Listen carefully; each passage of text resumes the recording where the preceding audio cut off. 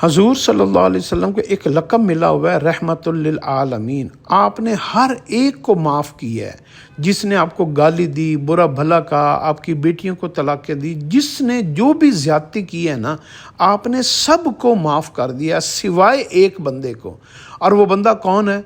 جس کو اللہ کے نبی رحمت للعالمین نے معاف نہیں کیا، وہ بندہ ہے وعدہ خلاف، جس نے کمٹمنٹ کی، جس نے عہد و پیمان کیا، جس نے ایگریمنٹ کیا، جس نے معاہدہ کیا اور اس کے بعد اس کی پاسداری نہیں کی، اور اس کے بعد اپنی بات کے اوپر قائم نہیں رہا، اور اس وعدہ خلاف کو، جھوٹ بولنے والے کو، یعنی جو بات کر کے مکر جائے اور معاہدہ کر کے اس سے پھر جائے، اس کو اللہ کے نبی صلی اللہ علیہ وسلم نے معاف نہیں کیا۔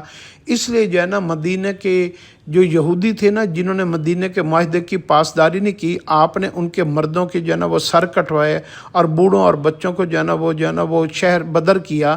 تو آپ نے کبھی کسی کا سر ایسا نہیں کٹوایا، صرف ان لوگوں کا کٹوایا جنہوں نے معاہدے کی پاسداری نہیں کی۔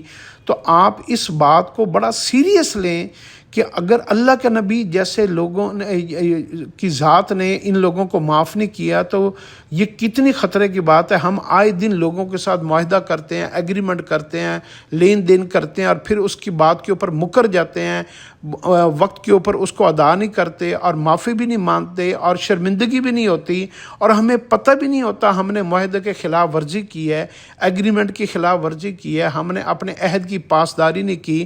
تو اس بندے کے لیے حضور صلی اللہ علیہ وسلم کی کوئی سفارش نہیں ہوگی۔